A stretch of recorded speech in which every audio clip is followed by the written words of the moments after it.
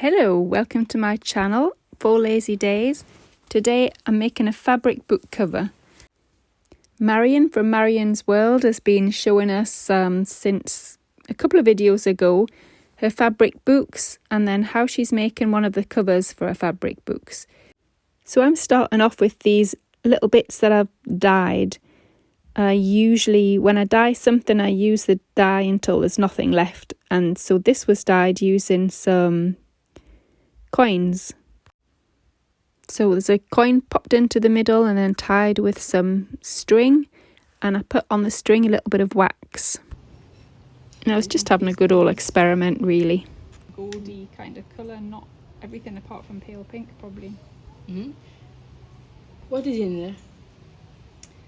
Wouldn't you like to know? What is it? Can I see?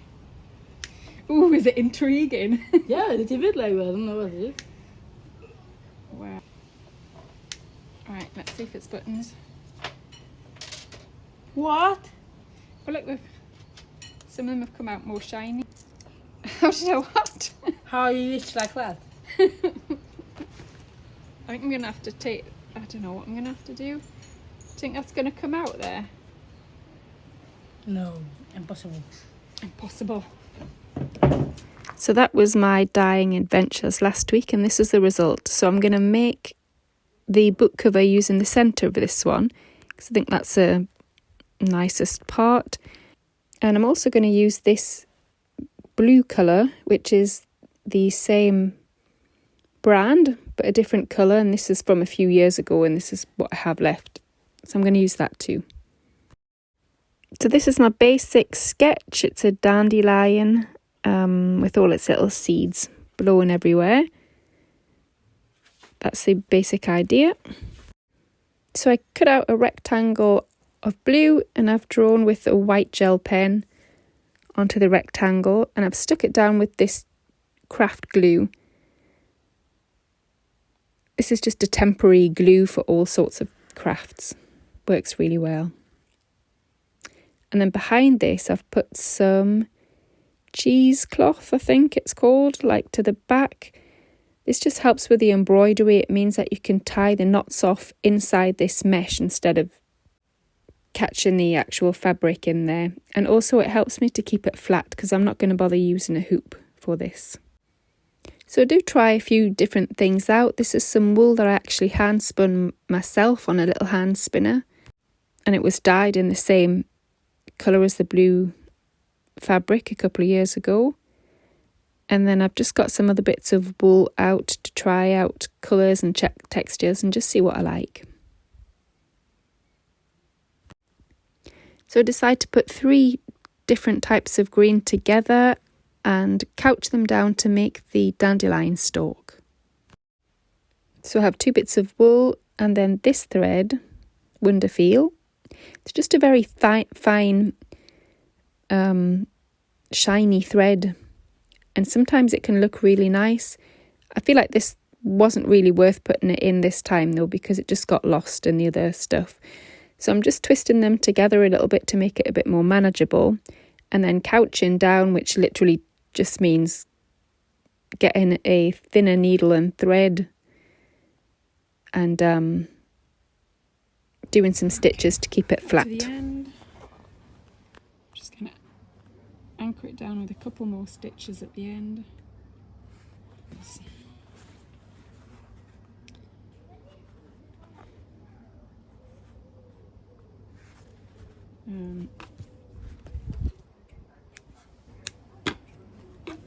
Working on some French knots in this little area.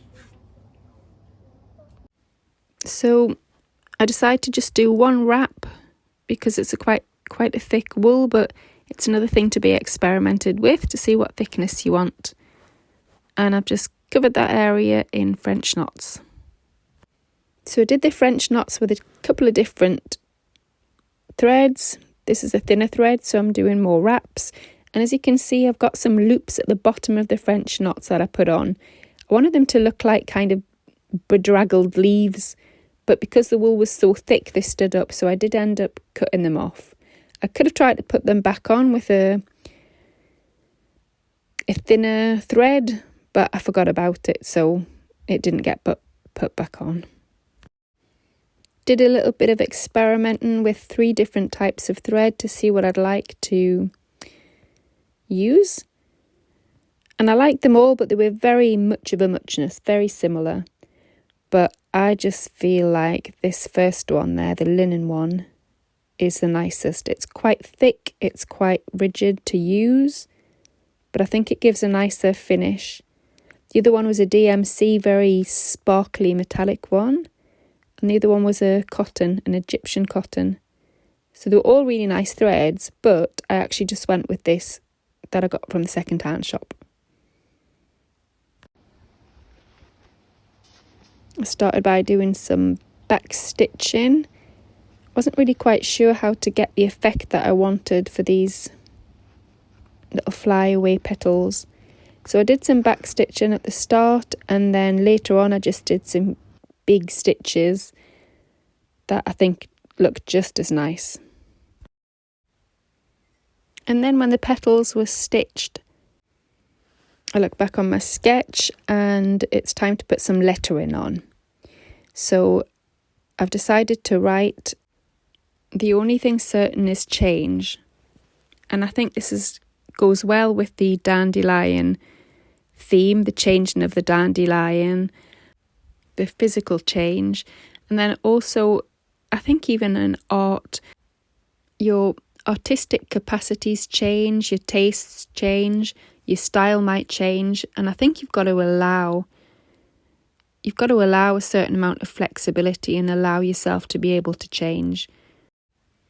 It's meaningful to me anyway, so I'm not too bothered if you can see the lettering really clearly. I know what it says, and because I'm not very good at writing things out, I'm going to print them out with this permanent ink that I have and these letter stamps. So at first I just go over it, the only thing certain, and on the other corner is change. And then I just play around with it and stitch over it. Just keep on moving it about until I'm happy with it. And I've been doing a lot of stitching, taking my time and having a nice time, and this is what I've ended up with. So I have stitched over some of the lettering, and I've stitched over some of the markings that the coins have left on the dyed fabric. And I've turned over some of the fabric to get an idea of the size of the book that I want. Now, I bought this fabric spray in the sales. It was €10 something, and it was reduced to €3, and I really like the colours. So I'm going to play around with the stencils and just see what we can come up with.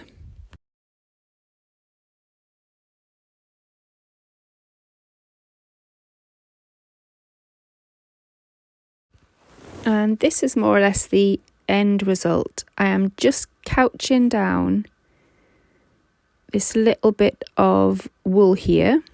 Asked my youngest daughter, better with or better without, better with or better without? And she said with, so it's going on. So Marion uses some cardboard and some felt.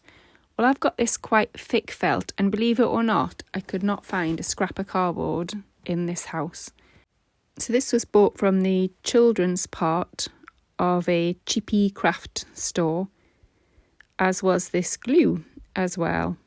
So I had to nip next door to my older daughter's bedroom to get all this equipment. And this is what was going on in that room. She's putting together a portfolio of stuff, and she does lots of miniatures. I'll link her YouTube channel below. And my other daughter also does a YouTube channel, but hers is about health, and in particular women's health. But hers is in French, but this one is in English. And of course, I'll also put a link to Marion's channel. Thank you so much, Marion, for showing that.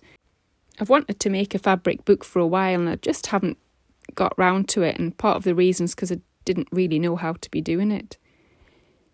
So instead of the Bonder web, I'm having to use this cheaper version, which is this textile glue.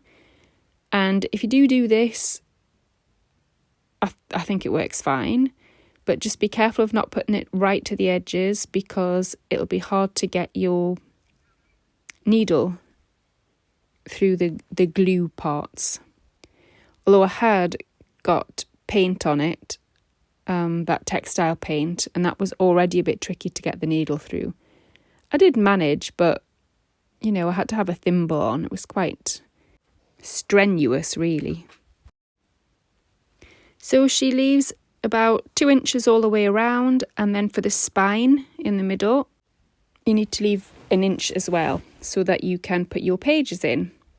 So this is how Marion shows you she does her mitered corners, and this is really how I would do them too.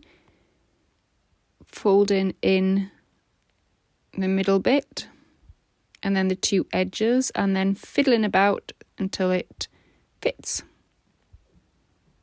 And it just gives a really nice edge. And then this is me doing what I've advised you not to do. Glue too near the edge. Live and learn. So for the pages, I will hopefully get to experiment with these Inktense ones. But I bought the smaller pack, and then to my dismay, there is no white in here.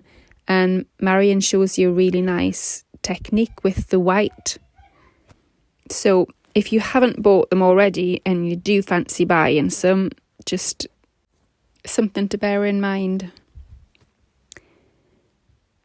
So then I'm just putting in my inner material fabric on the inside. Like I say, it wasn't too bad, but I should have kept the glue away from the edge. I did have to resort to a thimble, and I did snap a needle. But I did get it done.